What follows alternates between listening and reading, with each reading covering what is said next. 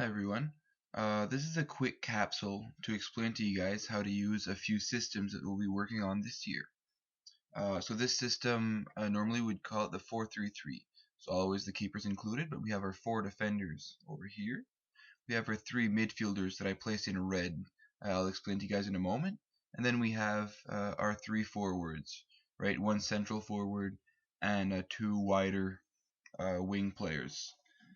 It is not the only way to play a 4-3-3, but it is probably our most effective way this year. Now, I want to explain very quickly what each position will have to do a little bit inside this formation, and then we'll work on how to move the ball a little bit. So, keeper, it's pretty straightforward, right? You have that supporting role always, right? Defenders, did you guys notice that number 2 and number 5 over here, you guys are a little bit more forward than number 3 and number 4, if you guys can follow the mouse. You guys are wing backs, you guys are defenders, but as soon as we have the ball, normally you guys will be asked to go up a little bit. Not a whole lot, but it creates that difference in zoning, right? You're not all on the same line. We've now created 2 different lines with this. We can work a little bit more at practice, but I want you guys to have that basic instinct, right? If we put you guys left defense or right defense, right? I want you guys to go up and push a little bit, especially when we have the ball, right? Central defenders, you guys are going to have that supporting role for sure. But again, we'll get more into that later on. I want to focus a little bit on the midfielders. Because in a 4-3-3, normally you would have one holding midfielder, a number 6 here, and then you would have 2 offensive midfielders over here. You 3 are playing midfield, but I don't want number 8 to go up all the way over here. I don't want number 10 to come all the way over here. You guys are in the middle. You guys are central midfielders, right? Anything on the side, number 2 and number 7 here will take care of it. Anything on this side, number 5 and number 11 will take care of it, right? That's not your job. You guys are taking care of middle.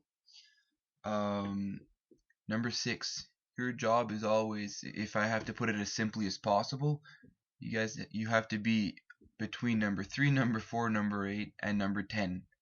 If you can stay in this area, you're going to be fine normally. Again, we'll work more towards it. This is just a basic intro, right? As soon as you win the ball, you play to number 8 or number 10 if possible, right? Number 8 and number 10, you guys are in charge to work together to find that space to receive balls from number 2, number 3, number 6, number 4, number 5, right? All these players are going to pass the ball through to you. They're usually not going to go directly to number 7 or number 11. They're going to go through to you. And you guys will be in charge to create those combinations to get those balls either out wide to 7, out wide to 11, or that through ball to number 9 over here. Again, we'll work on it at practice, but you guys have an idea, right? And of course, number 7 and number 11, you guys are wingers. Your main issue here will be knowing when to make that forward run or when to come back and give support to number 5 out wide. Or on the other side, go up or go down to support number 2. And number 9, you will have to know when to go up for that run or when to come back.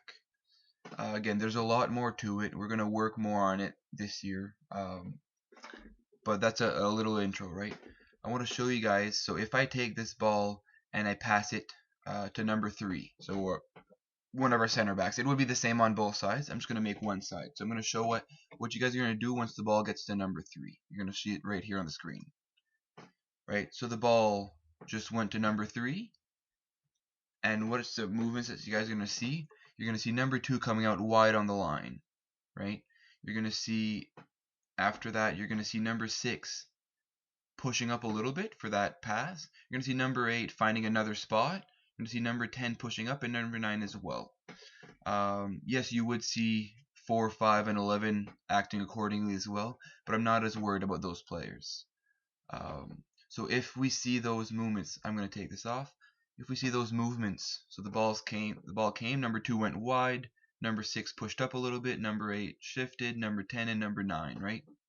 If I want to see the movement afterwards, so we see the ball going up to number 2, If we choose to go on the side, you'll see number 3 going up to support that roll. You'll see number 4 tucking in. You'll see number 5 tucking in. Always a level higher, right? Always.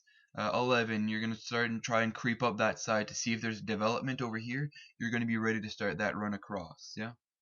Number 8, you're going to push up a little bit. Try and make that extra run, right? 8 and 9, careful not to make the same runs. But again, we're going to work that a lot. And number 7, normally if number 2 goes out wide, you're going to come and give that supporting role. So they can either give overlap and we play, or maybe they play with number 8 to have a combination or whatever, but you don't just run up the field with them because that's not a quality option, right?